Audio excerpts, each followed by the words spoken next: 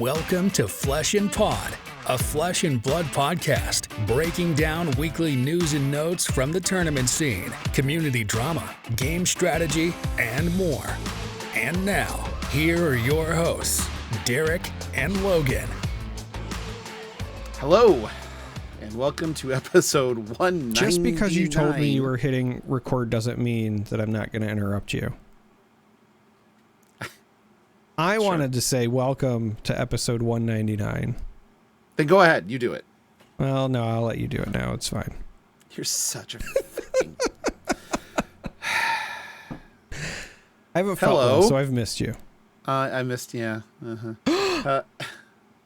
Yo, sorry.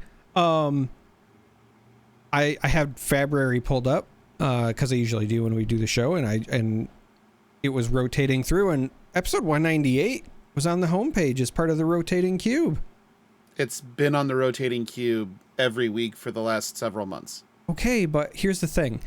It's never been the first one, so I've never seen it until now, because the moment I go to February, I click on Dex because I'm usually there because I have an idea and I want to. Right. But this time I just pulled it up and it started rotating, and I saw my face and I was like, "Oh, that's different." Yes. So, this is 199, episode 199 of Flesh and Pod. I'm still Logan. I'm still your host for some reason. And even more bizarrely, still with me is Charmer. This is going to be a little bit different. There isn't a lot of news or notes or anything like that. But this is episode 199. For those of you who did not fail counting, that means that the next episode is 200. And it's been, how do I put this? It's been a ride, right? Like this entire thing was only supposed to ever last 20 episodes. And here we are now. But originally, the original plans for episode 200 is I was going to try to do something stupid. And as I more thought about it, I was like, I still want to do something stupid, but because originally I wanted to do a 24-hour charity live stream. I still want to.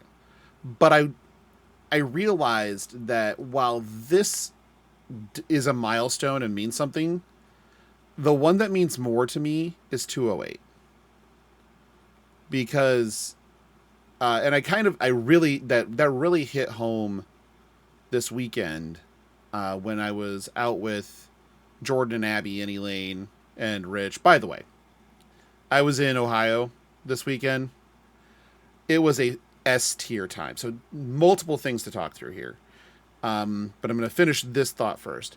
So I was with, the original co-hosts of with me of the show in Cincinnati, which is the birthplace of Flesh and Pod. Almost, really close to 4 years to the day that we first conceptualized this. And so it kind of hit me that while the 200 mark does mean something to me, the 4 years, the birthday means more. Mainly because it's a sentimental thing, And so, and Derek's heard none of this yet. So this is going to be fun. So my idea is this. I'm going to try to round up some people to come on and fill time slots and chat.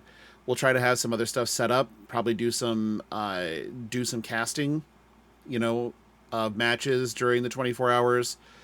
Try to rotate a little bit in case somebody needs to get like a nap in. But the biggest thing is, and I'm soliciting the community for this. The biggest thing is I want to support 4 charities. And I want each charity to have, it's a 4th birthday. And I want each charity to have 6 hours of time to where that's where the donations are going during that time frame. And then rotate them every 2 hours so that everybody gets equal time. and try to make sure that we get equal distribution. But I want to be sure that we're supporting not just U.S. based stuff. I want we'll have our friends in Europe that will be watching, our friends in South America, our friends in Asia, our friends in Oceania. I need suggestions because there's always the stuff that we normally support, children's charities, and there will definitely be one of those on there. I'm a big advocate for homeless shelters and housing assistance, funds, because again, your experience growing up, plus just the discussions I've had with people about how how much further the dollars go in those spaces. It's a disparate impact type of thing. So yeah, there'll be a ton of stuff that will be included in raffling off, because I have stuff to give away, and most of it is personal. Most of it is stuff that I've collected through the years, and but I want to, I want to just put it back out there and get it to people to reward them for kindness, right? I think that's, again, this is nothing new to anybody that's ever spent any time watching this show or listening to the show. Anytime that we've been saying content creator promos, they've just gone right back out the door. Yep. And we've done things like that any number of times. Also, Clark, if you're listening, I still have yours.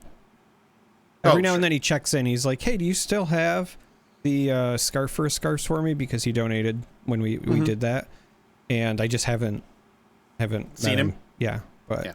I do. Well, still you did have in him. Gen Con, but I had him with me at Gen Con. I didn't connect with him. Oh, gotcha.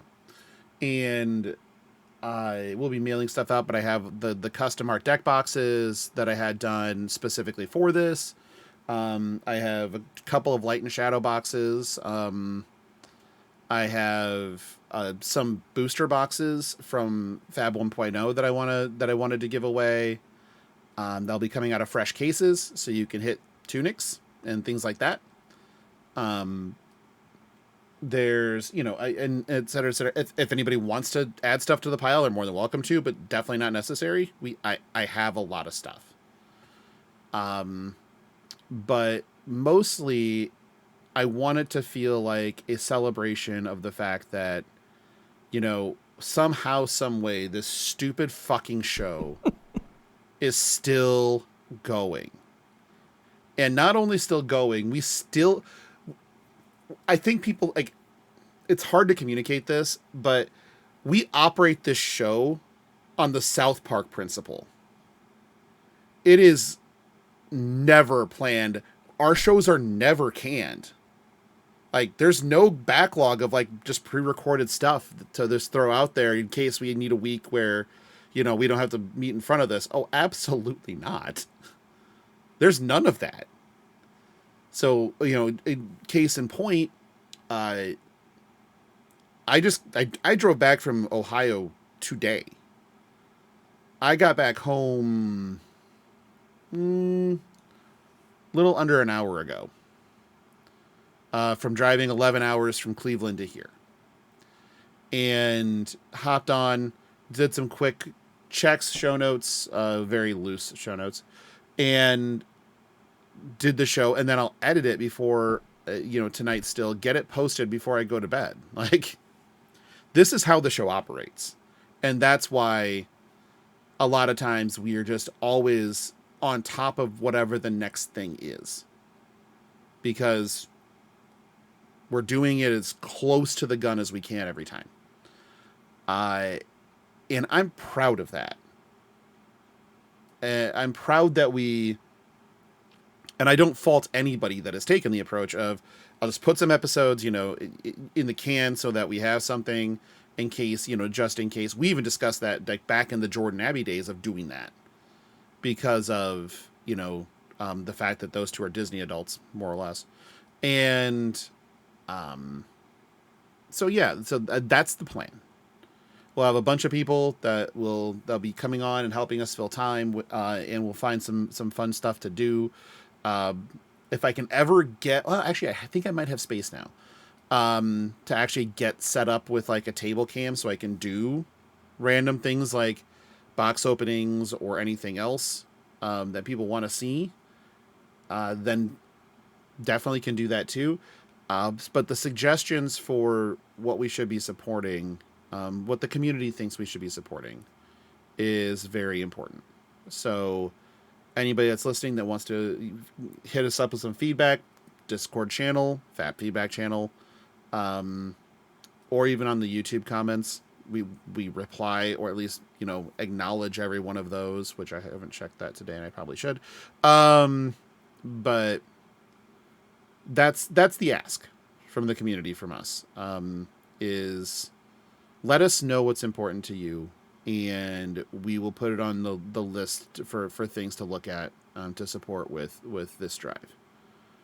Now back to my Ohio trip.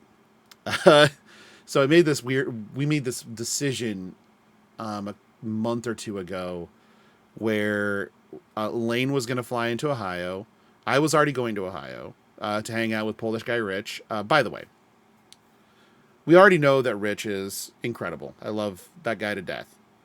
But his family is incredible. Like, his wife is S tier. He has like the nicest kid in the world. Like, Gus is awesome. And then has the best dog. Like, damn. And it was fantastic. I'm pretty sure that the dog, Penny Lane, is upset right now because I'm not there. But we were best friends on night one. I love dogs. So, yeah. But it was such a good time. And it was kind of like went back to that discussion we had a couple weeks ago about how we sometimes use events as an excuse. And we need, and this was one of those instances where we got over that. And we didn't need fat. We didn't even talk about flesh and blood. Instead, it was just hanging out and vibing with your friends. And I think that as you meet more people in this community that you can relate to on that very personal level, making sure you leverage those relationships to kind of fill your meter outside of the game, you'll find that you have a lot of lifelongs that are right there. So always be open to that. I think it's very important. Like, most people think Darick and I have known each other for like 15 years. We've known each other for 4. Yeah. So, yeah, not even 4. No, like, it's been 4. Has it been 4? It's been 4. No. 2022. It's been 3. Yeah, but you forgot the time warping that living under the constant state of despair does. So yeah, I did, because I was also thinking 4, and then I went and like redid the math, and I was like, wait a second, no, it would have been 2022.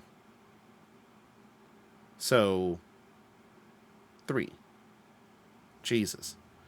But which is like trying to like Uno reverse the math on it. It's funny because you've been on 100, and this is your 140th ish episode of being on, being the main co-host of the show. And that's like almost 3 years on its own, because I had to like stop and think. When I reached out to you to take this over, we had only known each other for a month.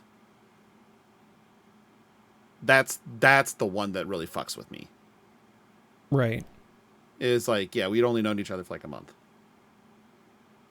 And now 140 some weeks later, what the fuck was that? I have no idea what that was. But are you talking about the noise? You heard that? Yeah. Oh, what was that?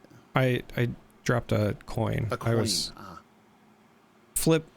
doing the finger thing, and it just fell. Surprised Mike picked that up though. No, yeah, it sure did.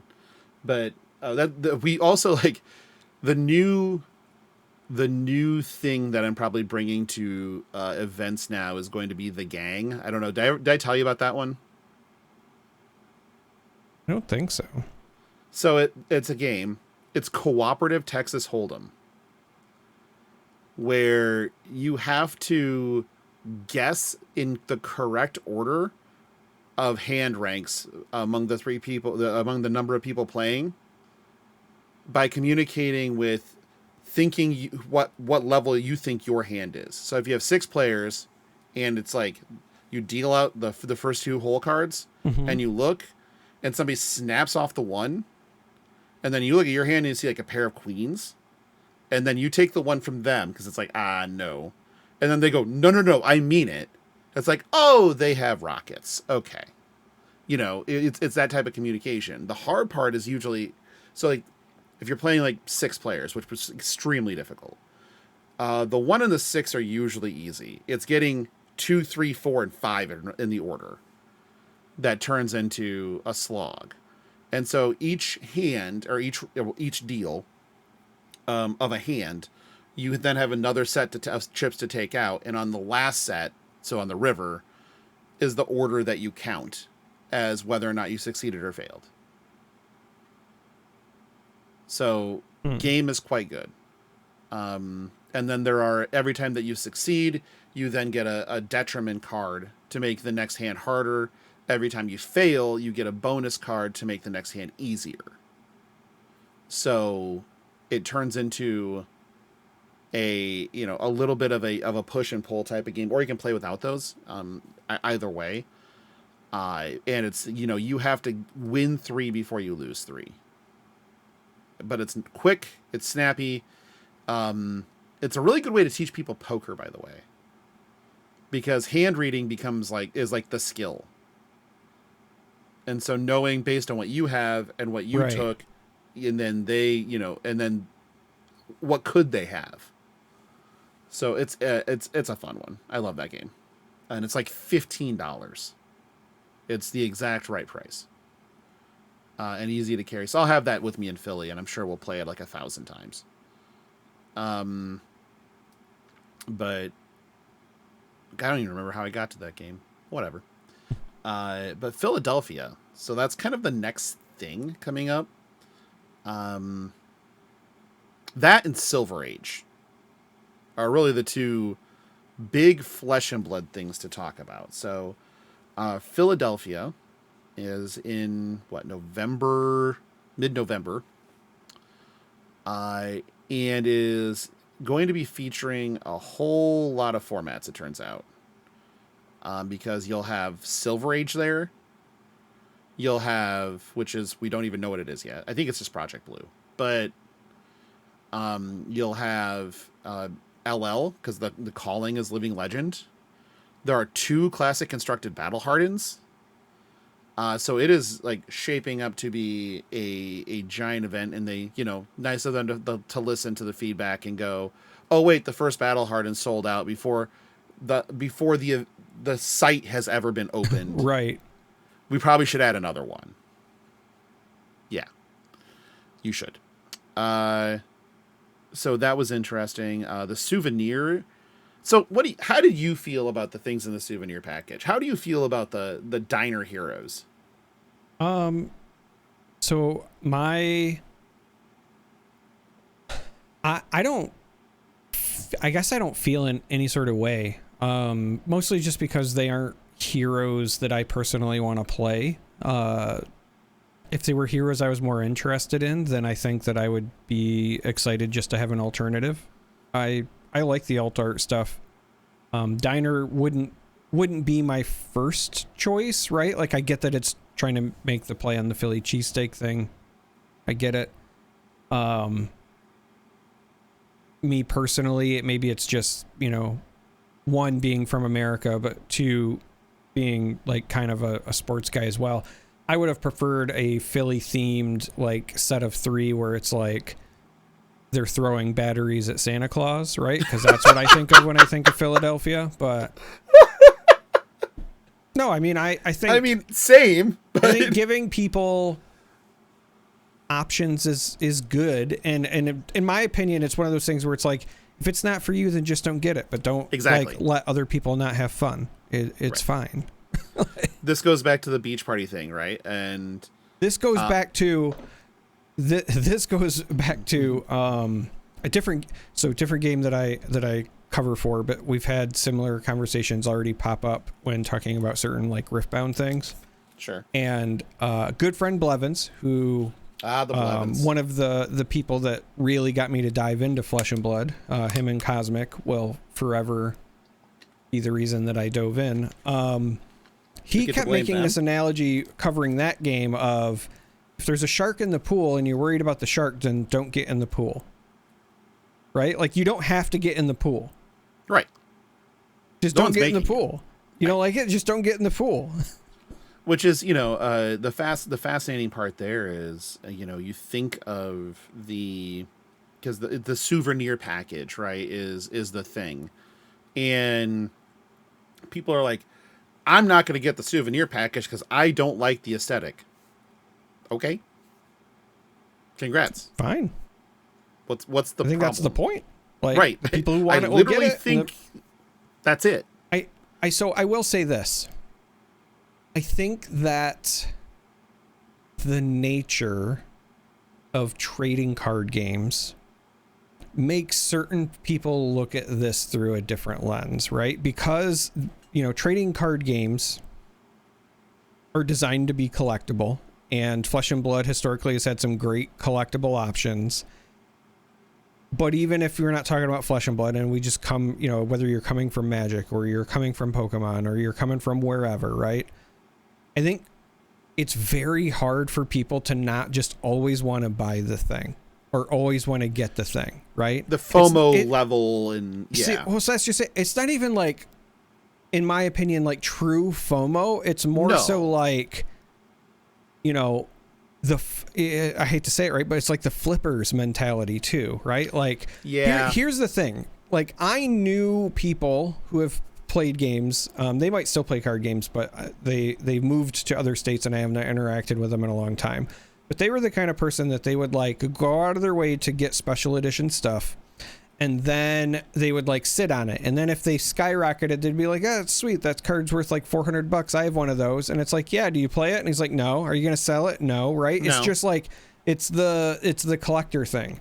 And I used to very much be that way as well. It's taken a lot of like personal reflection for me to go, you know what?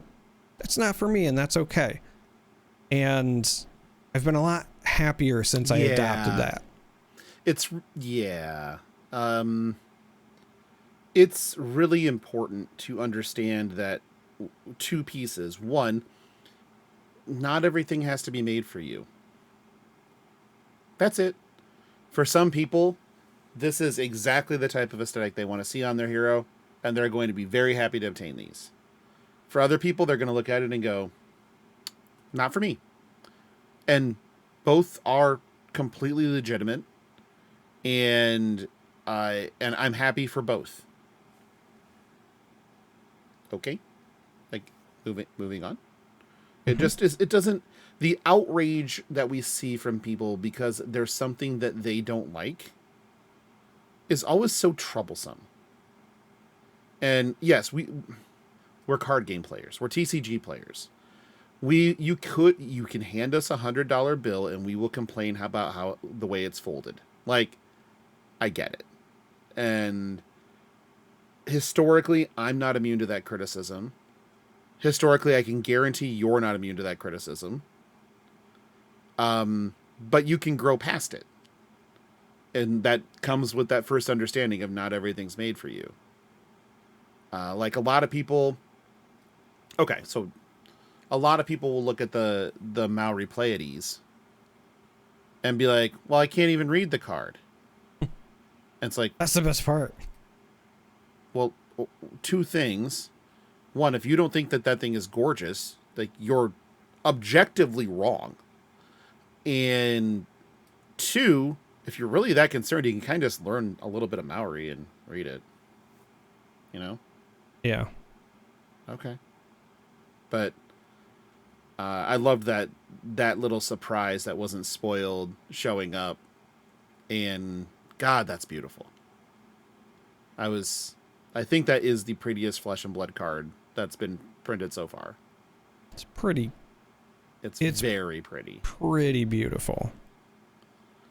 But yeah, so I honestly think that this souvenir package will probably still sell out because of the, partially because of the flipper mentality, like we talked about, but it won't, it won't sell out 2 months before the event, or it won't sell out tomorrow. It'll take a week before the event, and then it'll be gone. But overall, I think it's fine. I would like what's a good city that they could put a souvenir package in so we can get some gothically, crazily done heroes. Where can we go?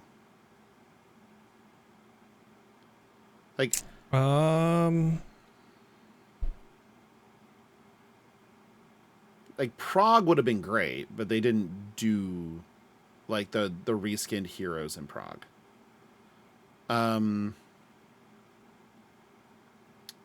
You could do I mean, I don't think people want French Revolution themed stuff, so probably not there.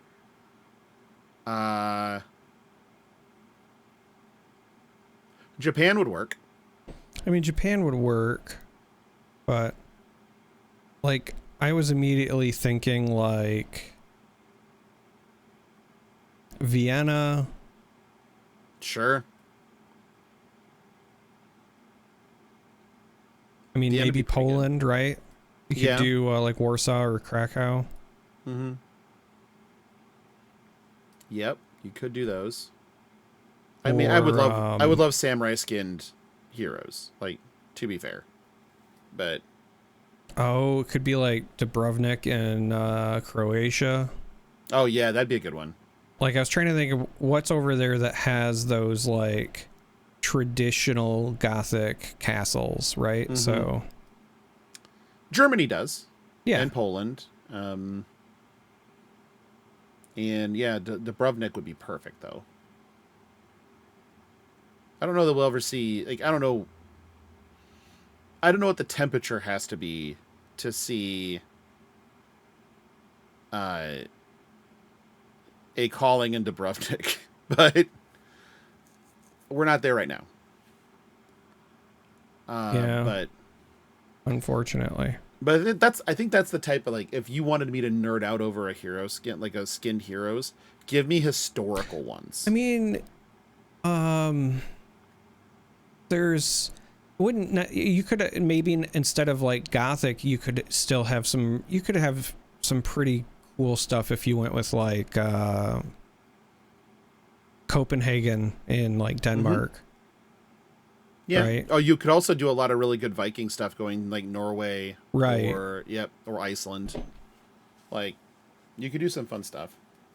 Why am I still just I know that we just had the sink below or whatever from the last UK thing, but I also do think it'd be really cool for either other parts of the UK to get, if we ever have something in Edinburgh or Dublin or whatever, right? Some more Irish or Scottish, but even if it's just UK as a whole, some Arthurian versions, I think. Do Wales.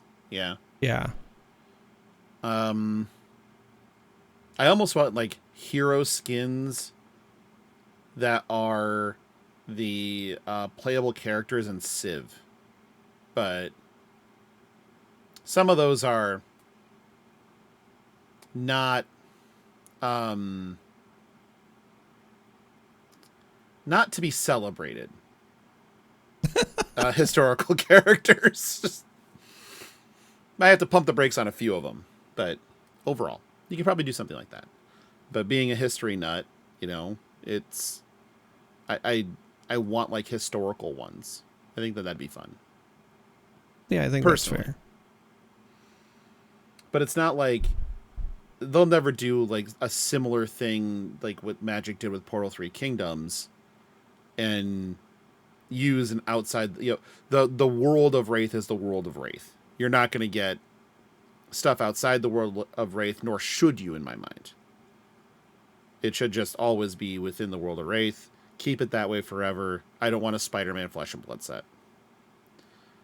But for me, I will say this.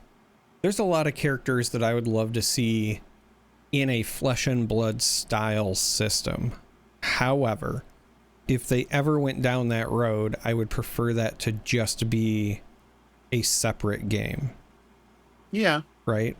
Like, if Flesh and Blood ever decided to go, say, like the Universes route, where they were like, hey, this is meant to just be a bunch of different IPs fighting each other, okay, fine, right? You know what you're getting into ahead of time. But there is a part of me that's like, it would be kind of cool using, like, the Flesh and Blood system to take some, Marvel heroes and... I've considered having heroes altered to be Masters of the Universe characters. Yeah.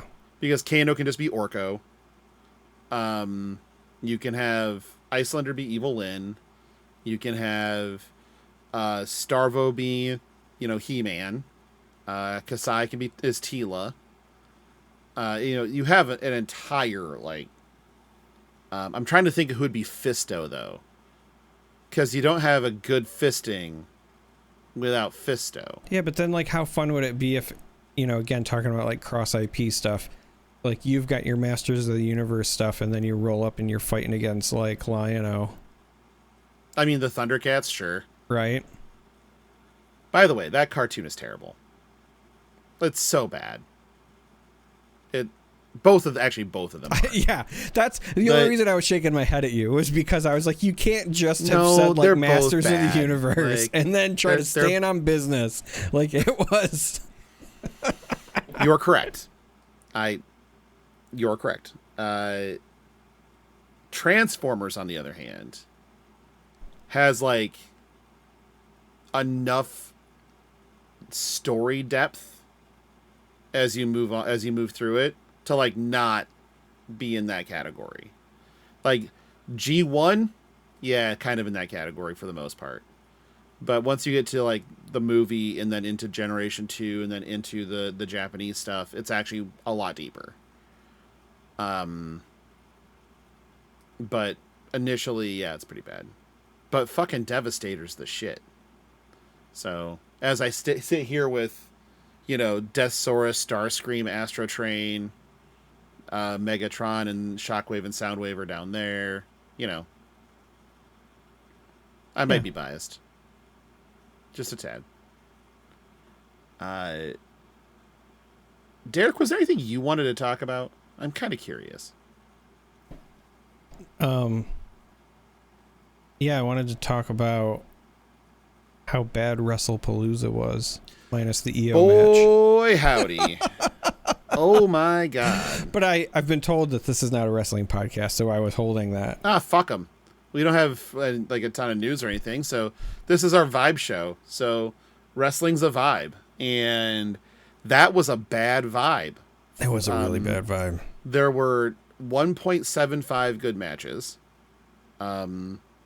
which 1.25 of those was Io and Stephanie, and then the other 0.5 was the AJ Punk and Becky and Rollins. The Seth, Becky, AJ Punk match was fun, right? It wasn't what I would describe as a classic or anything. No. But it was fun. I consider me sports entertained, right? Sure. Check the box. And the Io match, I've realized she just doesn't have bad matches. She's just amazing. And then when she was paired with Stephanie, it was something that I'm sure we'll see several times again in the future. But I'm looking forward to what they can do I think when they have more to work with, because this, even as a build-up and whatever, obviously with Naomi being pregnant, it was kind of just thrown out there. But yeah, fact I mean, that like she that hit was a fine. fucking But spiral tap. Like, what the fuck? so that's just it. It's not actually a spiral tap. Well, no, it's harder. Right. So, and if you're listening and you're like, wait, I thought it was a spiral tap. No, Michael Cole lied to you. And the reason that I know this is because a spiral tap, which was, it's been used by a number of people, but AJ Styles is the one that most people know it from. You start facing your opponent, and then when you land, it is like a senton landing. So you're hitting the person with your back. She increased the difficulty level by 1.5 by doing it. The Valkyr version is you start facing away, a la similar to like a moonsault, but then you land on your stomach. So, but you can't see where you're jumping from initially, right? Because and you're she facing nailed away. It picture perfect, So clean as a whistle. I'm just like, fucking A. Yeah. All right. But yeah, the rest of the card was like, I don't know. Honestly, I feel like the Usos versus the Bronze could have been slightly better. I liked that it kind of turned into a no DQ because LA was lazy. However, my tinfoil hat is that I think that match was supposed to go on longer, and that they pushed to the Jay got finish concussed. when Jay took the shot to the head. Because it wasn't even just the concussed. Like, one, he was very clearly reeling after it, but also, like, he was bleeding pretty bad. Pretty like, good, yeah. And not, like, in a normal, like, oh, this was expected sort of way. It was just a freak accident. So I think that one got, unfortunately, like, rushed. I think that the Brock one was just a dumb decision all around. You know, Cena's on a retirement tour. Say what you want about like what you felt about this last year, but when you have limited dates left, it feels like an insult to the fans to have a match with no build-up that's meant to be a nostalgia, but all of their previous matches weren't really great either. No, so you're they're running all it Cena back, getting crushed. You're running it back for no reason, and then you just did the exact same thing again, and then what, right? So The you only have reason... one of two options from this point.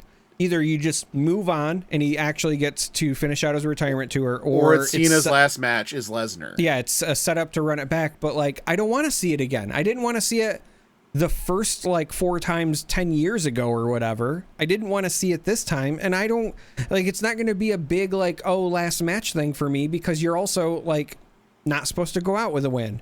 So either he goes out with a win, which is against traditions, or he just loses again, in which case, again, like, what was the point? What's the point? Yeah.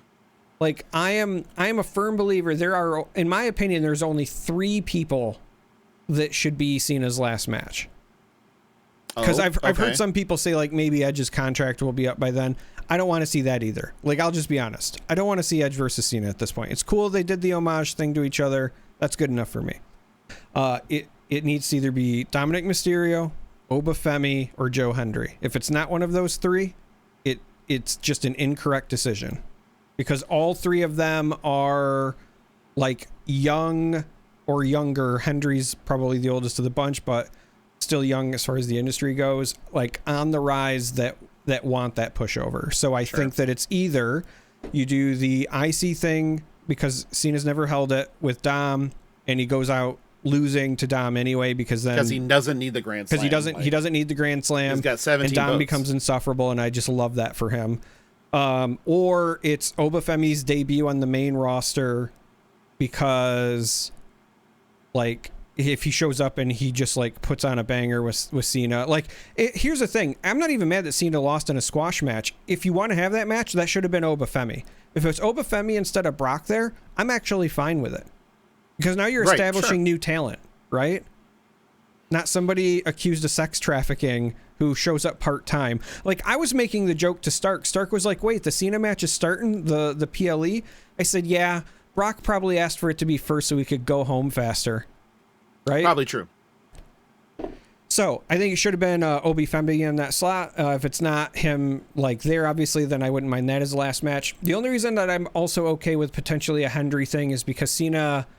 He started his career on the Open Challenge. I think if he ended one on an Open Challenge, and because Hendry's been saying like he he just really wants to be a part of the tour. I think if you ended with him showing up, that would be a nice send off. But also, of the three of like that I'm listing, I also think that Hendry would benefit the most from a Cena win, because I think a lot of people see him as a gimmick with no legitimacy. Dom is pretty much established. Oba's a monster. He doesn't need it. Like, I'd love to see it, but he doesn't need it. But Hendry's the kind of person where, like, I fully expect him to start on NXT, but if you're trying to, like, have his presence be there and sort of fast track him, it would also be fine if he was there. I think Hendry is probably one of the last Raw matches. I feel like you'll get Cena Orton one more time, probably. I really wish Owens was healthy. Yeah, me too. Just for every day. Just to save the fucking like division from being a steaming pile. You could also you could do Rey Fenix, like, if you wanted to, I guess. It probably should just be El Grande Americano, though. Like, I hate that so much. I know, right? The only way I accept it is if it's actually a Nexus callback and it's 5 Grandes and Cena beats them all anyway. Right.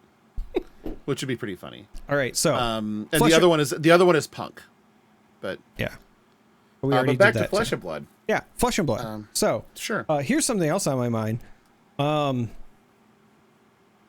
I think Liath, I might have been wrong about my initial assessment. I do still think there's going to be a very aggressive version of Liath that exists. But after kind of like tinkering around a bit with some of the deck building, I do think that there is the potential to take an attempt at a defensive or a more mid-ranged approach. I still think personally that it will require some tuning to get the consistency down, but it's at least got some numbers there. I will say, however, as a Guardian enjoyer, that they may have actually made me want to play Brute, because Tough Nut is just a Guardian in disguise. Yeah, it's just a stupid Guardian. And it's a very effective one. Like, so did you look at Yuki's Liath list that she put on the mothership? The 0 to 80 article thing? Yeah. Okay. I thought she had posted that she might have some extra stuff coming to the Patreon soon, but I've seen the 0 to 80 one, yeah. I mean, this looks pretty decent as a starting spot. Like, yeah. Well, I mean, it's Yuki, so what do you expect? I know. And then if you're interested, Mansant did put an RKO list on the Purple Discord that's out there now. Yeah, I've seen it floating around. RKO just doesn't interest me as much. It does play 3 copies of Pummel, though. It does play 3 copies of Pummel. You're not wrong there. But I just really like Swingin' Rock, man. Yeah, there is our laboratory channel in the Discord is been cooking quite a bit lately, because but mostly it's been either RKO or Liath, but mostly RKO. Because most people's opinion is that KO Armed and Dangerous just became like S tier good with the cards in Super Slam. So he's not going to be long for the world. There's also the question of what is his weapon? Because if you go look at signature weapons, Liath's is blank. Right. KO or RKO's is question marks. So there's something that goes there, but we don't know what it is. I think they're just like maybe waiting for people to figure it out, and they didn't want to like list it or and it's then have people go. Or they have a card already in mind, knowing that when Armed and Dangerous goes, it takes Mandible Claw with it. So you need, Romping Club is not an answer, most likely. So that would be the thing. But yeah, a lot of people have been playing Tough Nut, and they're like, oh, this deck's actually just good. Oops. It's like, yeah, I understand. I look forward to killing it. But say love you. What other flesh and blood things are on your mind? Or is it listener question time and we'll just get out of here with a nice little shorty for this week? I think I want to I want to actually try to play Arachne Huntsman potentially for realsies. You're just trying to make fetch happen. Yeah. Okay. Great. God, that's a good question. What do I want to play for ProQuest season now? Probably like either Syndra or Florian. I don't know that. I think that with a drop in gravy usage, Kasai got worse. Because that's the matchup you just wanted. And then you are really good into brutes, though, as Kasai. Right. So there is like a temptation to keep playing it. And I enjoy playing the deck. So that's the real, like your real metric when you're doing these things is, will I have fun playing? Because at the end of it, it's a game.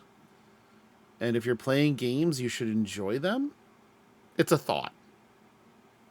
Yeah. You don't have to subscribe to it. It's fine. So I'll probably, if depending on how many I play, because it's at a very like inopportune time in the year for a ProQuest season, but if I can play like more than 2, I'll probably at least play 2 different decks. But we'll see how that all works out. Listener questions? What do you think? Yeah, probably. All right. We're going to start with rogue.noob. Can Easier tone it down a bit? I already have a rainbow foil flick knives, but now I'm in the market for another one. The answer is no. No. He won't. He refuses. It's just... He's done. He's not ever going to slow down. He's just undefeated. And you just have to accept that. And that he will keep, drawing upgrades to, or at the very least, just different versions of cards that you already have that make you want to have another one, and it can't be stopped. You just need to accept that your wallet is lighter, and it is Iswardi's fault. Yeah, pretty much. Yeah. Next one's from Papa Jackal. If you could each downshift the rarity of one card, what would it be? And what one card would you upshift in rarity? That's actually hard. I think I would have... Well, it doesn't make sense now. I would have downshifted Warmongers. But it really doesn't make sense now that it's a legendary. But I think for cards that aren't already kind of in that spot, it would probably have been like you can't downshift Shelter because it would ruin Limited, and although it's a want to kind of thing, but I probably would have downshifted something like what's two like it's not broken enough to be where it is, and it would have been better. Like the bar for me is either Swing Big. I would have downshifted Swing Big Because there's no reason that it should be that hard to get a hold of swing bigs when they're 100% a brute staple 3 of. Like, just should have been a rare. Upshift one. That's a lot harder. I would probably say, for the sake of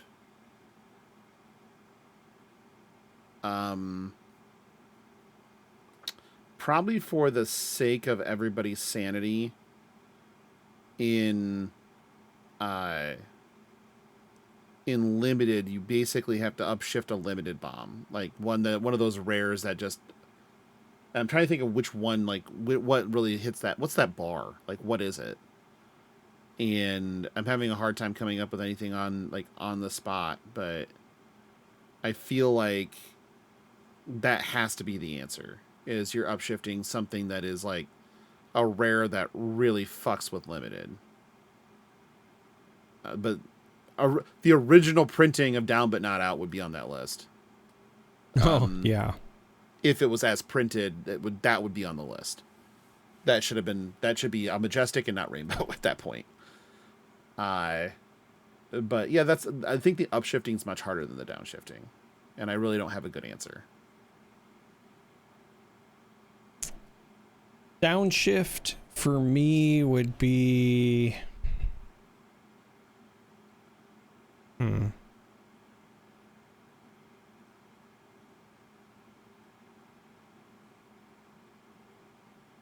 make the codexes rares and really kill limited. Well, so like limited is honestly the biggest reason. Yeah, I mean, that's why Swing Big is so struggle. easy, because it's like in a supplemental set. It's not. Sure, but it's still.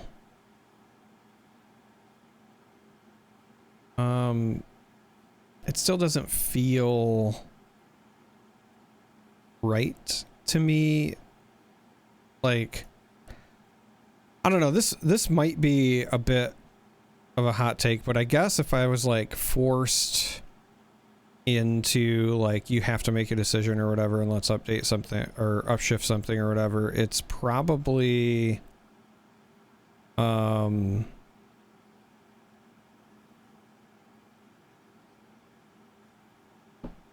shoot, its name's escaping me all of a sudden.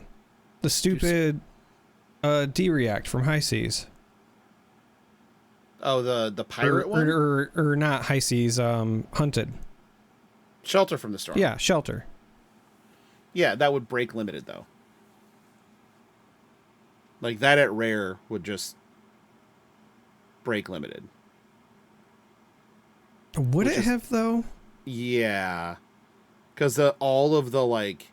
There's so many attack reactions in that set already. It's about the flick effects and needing the on hits and having, like, Shelter at rare where it's like, add discard and fuck up your entire, like... Your entire plan for this to even matter. Yeah. Sorry, I was just thinking like Shelter should have been in High Seas, in which case then it should have been downshifted. Like it could have been a rare in High Seas. It could have been a rare in High Seas. Yep. Agreed. But say la vie. Yeah, I guess. Is there anything you'd actually want to upshift? That I would want to upshift? Probably not. That I would have, like, I guess a desire to upshift, because I don't think any of the things that are lower are necessarily an issue. Maybe, so again, just talking about from a limited experience, I would say Drone of Brutality. Sure. It is the most miserable card in limited. Yeah, actually, ever. You know what else I want to upshift? Here's the real answer. Rosetta Thorn. Yeah, agreed. I completely agree. That, yeah, because it made Briar too good. and then became the only weapon that Rune Blades cared about for. Still. Yeah. Moving on, Soft Sloth asks, there's been a lot of talk at my locals who are keen for another supplementary set like Everfest or Dynasty. Do you think that if LSS decides to do one, it should replace a main set or be a standalone like the Mastery Pack? And what theme would you like to see in a supplementary set? Everfest being a carnival, Dynasty exploring the Emperor's assassination, etc. What do you think?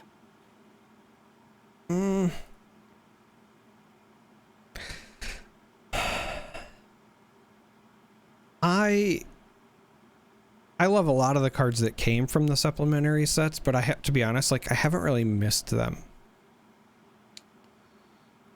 I've missed the ability for LSS to be able to in bulk boost a hero's viability. Sure. I still personally feel like I'll say this. I don't think we'd be having this conversation if the Guardian Mastery Pack had a little more oomph in it. I think a lot of people thought that was going to be it. And I think that many of the cards in that were almost too tuned for the Crack Shuffle play experience and or too tuned for being like a Smash Palace add-on. Mm-hmm. So I don't want to say that like it was a miss. I just think that it didn't meet the expectations for it. And so I would still prefer for them to take like a second pass at a set like that meant to boost a class, but like with community sentiment and feedback in mind, right? I would still rather see that than like a truly supplemental set, because yes, you could get like stuff boosted, but, and again, like I know that my viewpoint is not the same as everybody else's, right? But like when I put what I like in a game, like on the table, if you will, I like to open packs. I know singles are easily the better way to do it. I just like to open packs, and I love to play limited. And so when you give me a set where I can't play limited with it, and I might open a bunch of packs and get nothing for my class because it's just covering all of the classes, right? Like for me personally, that's a bad experience. So I don't miss it. I understand that why other folks do, especially if you're somebody who just cares about the singles. You want the injection into your class, into your favorite character. We've all been there. I can easily empathize with that. But for me, like that kind of product would not interest me as much. So for me, I mean, I am a supplemental set enjoyer. You can print a supplemental set in replacement of a standalone set over my cold dead body, because you take away limited and I am offended. But I do like the idea of supplemental sets still, and I think that the game was better to a degree for them. I understand that the expansion slot is kind of the replacement for it, and has done, and specifically in Super Slam, I think we're kind of seeing the evolution of it now with some of the cards that are in the expansion slot in Super Slam, because it's been underwhelming in quite a few sets with a lot of the expansion slot cards, where in this case it actually seems pretty targeted and meaningful, and then also meaningful reprints. You know, that's really the first time the expansion slot has given us multiple super meaningful reprints, because you know, plow under, felling, snag, warmongers, which is a legendary but still, you know, all being in there. Flick knives, New Horizon, you know, like a lot of things that that do move the needle in the right direction. So it may be that they are just dialing in the best ways for the expansion slot to replace supplemental sets, and we're just watching the continued evolution of it, which is likely true. But I also do miss like the random themes. Like I love the Everfest Carnival. Yeah. And The story with the Emperor's assassination was also very good. But Dusk Till Dawn sucks. Moving on. Next one's from Eldritch Mug. Great name. What was your favorite moment from the world premiere or pre-release events that you attended? This is hilarious. Mine was blocking 3 cards against my opponent's Reckless Stampede, then unexpectedly backhanding him 3 times for lethal, which is funny, very funny.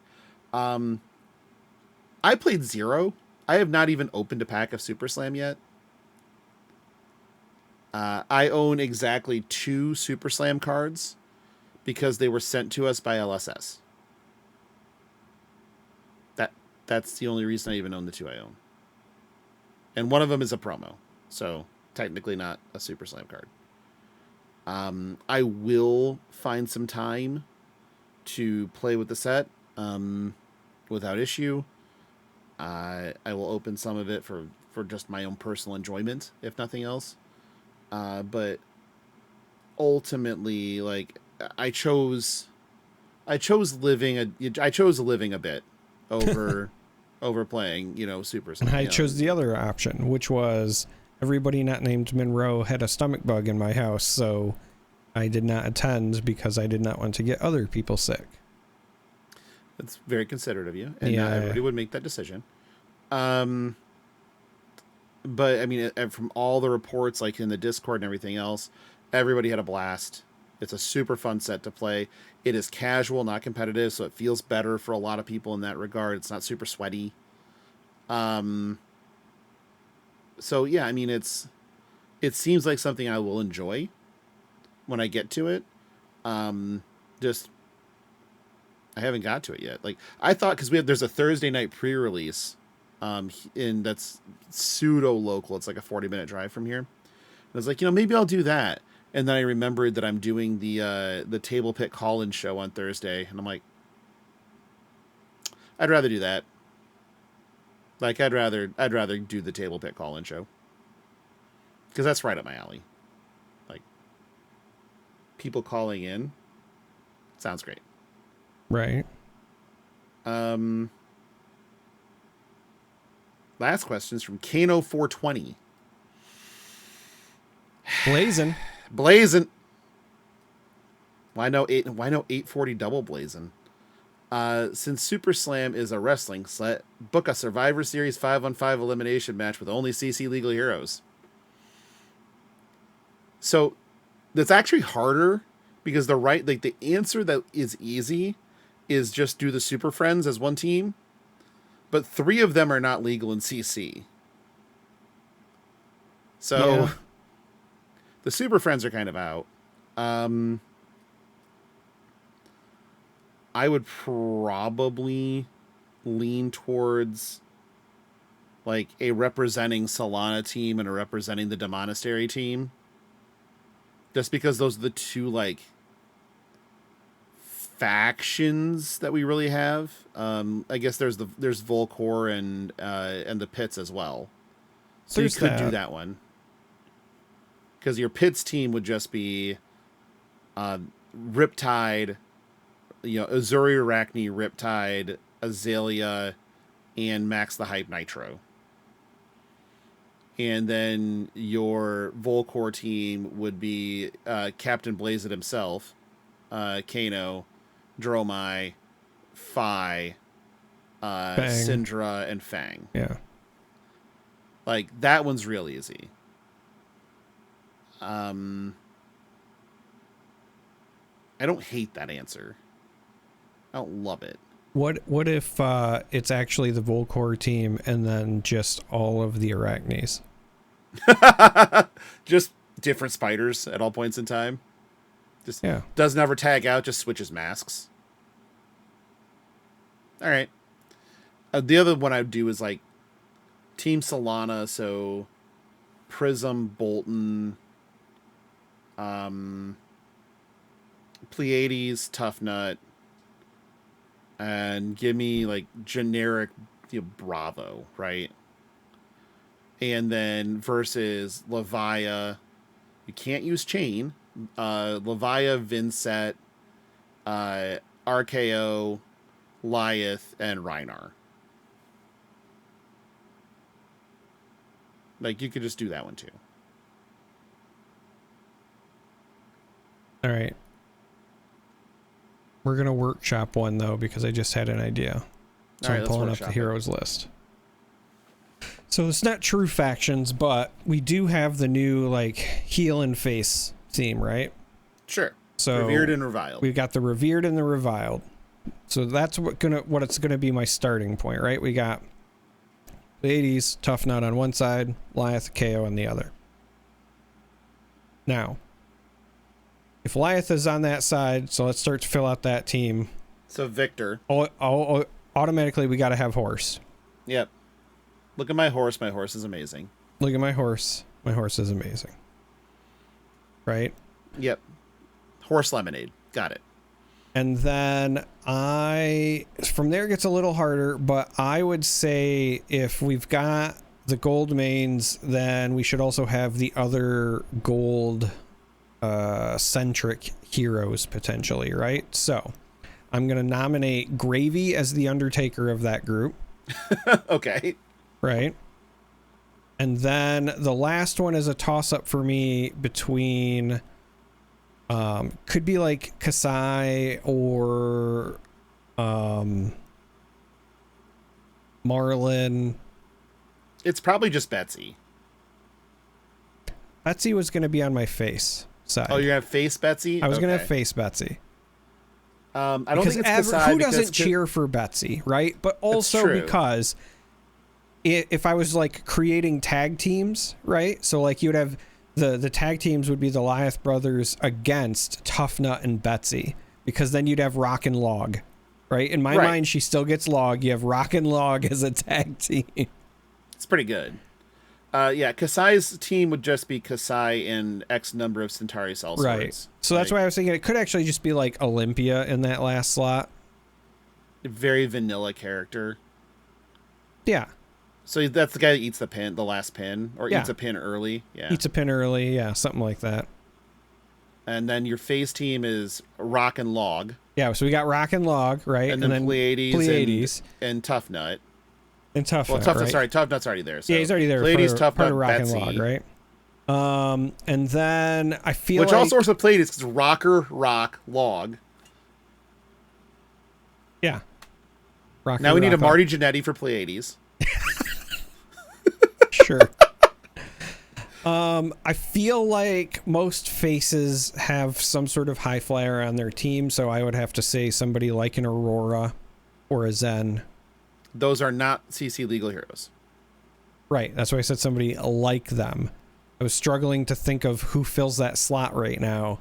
Because I don't think Phi fits the bill. Right? And I don't think Syndra fits the bill. No. It would have to be Dash.io. Yeah, it could be Dash.io. I think it has to be Dash.io. That's your Spike Dudley. Yeah, or like your Rey Mysterio. Rey Mysterio, yeah. That's really what I was thinking was Rey Mysterio. Then who's your last?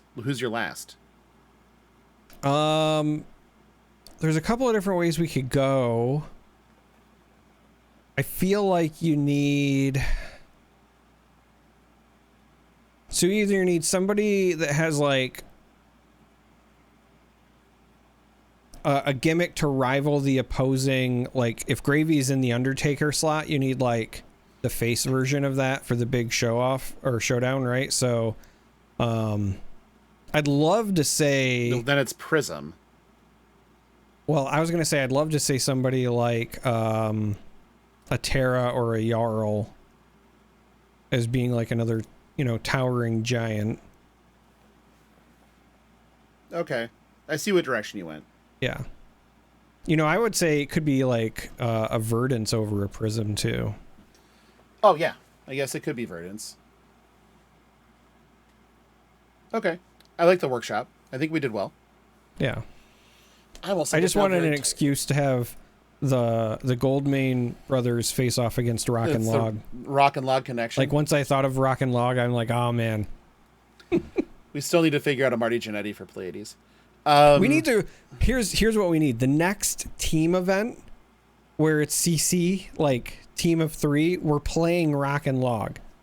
I know we're gonna go to drop, and then we'll all go drinking, but we're playing Rock and Log. All right, that's fine. As long as I can play Log. That's fine. Because you want to nut it up, I know. Or we can assign... all right. We'll figure out who has to be in the creamy center of that shit then. All right, well, let's get out of here. Let's thank some patrons and do the thing. I'd like to thank our associate producers first. We have Andy, Sindra, Anthony, Ejor, Jacob, Aladoris, fuck you. Octothorptopus. Don't know why that's so I still hard. Love that name, though. It's such a great name. It's a great name.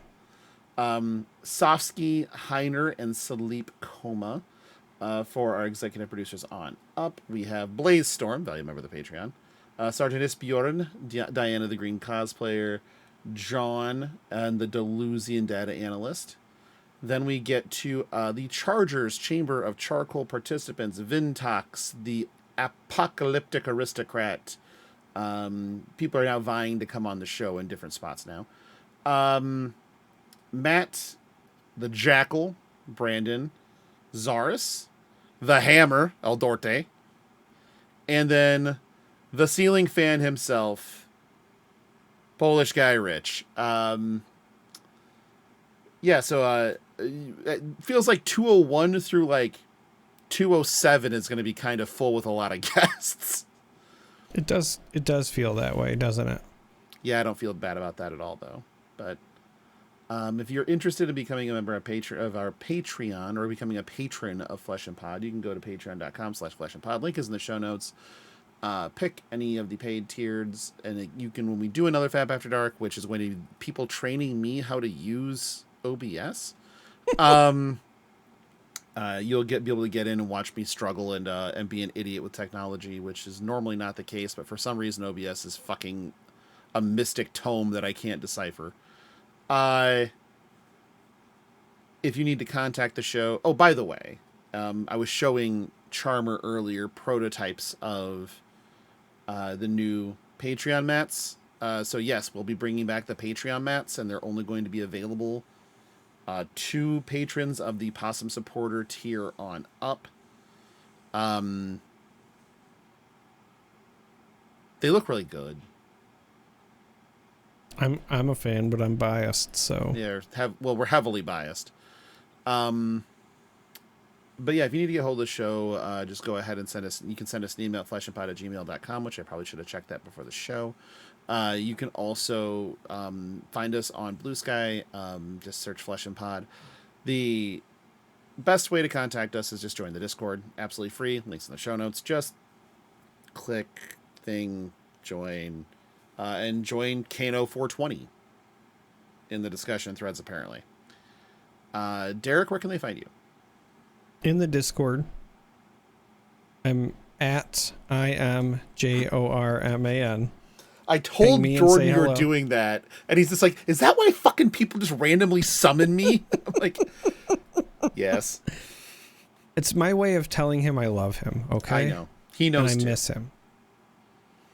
So, yeah, Discord's the best place to find me, though. Chuckles with Charmer. You saw the SOS from the ball game, right? Not the SOS. Oh. I mean, I saw the photos that were shared. So Jordan said, SOS, quote, ejaculating on a corpse is legal is a sentence I just heard at this fucking baseball game. Oh, yeah, I did. Game. Yeah, because I was like, well, what law would it be breaking? And then I don't know, I guess so apparently necrophilia is legal in Louisiana, but it's consent-based. Honestly, that makes sense. Because, like, if you're going to have a seance, Louisiana's the place, you know? I found that out in a random discussion that did not involve corpse fucking until a little bit deeper into it. And then Elaine just chimed in, you know, that's legal in Louisiana, right? At which point Jordan's like, loud noises. Here's real talk for a moment. I am more surprised that Elaine knows it's legal than it is being legal in Louisiana. Okay, there's that. But I was not expecting. It was an unexpected utterance from an unexpected source. That did catch me pretty hard. Yeah.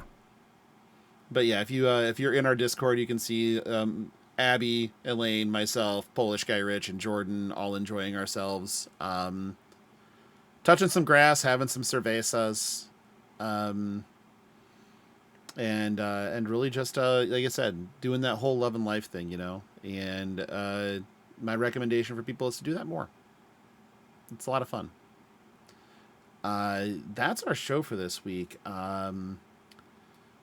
We're gonna, 200 will have some stuff that will have some surprises, or some surprises is the wrong word. We'll have some some unusual stuff coming in just to be weird about it.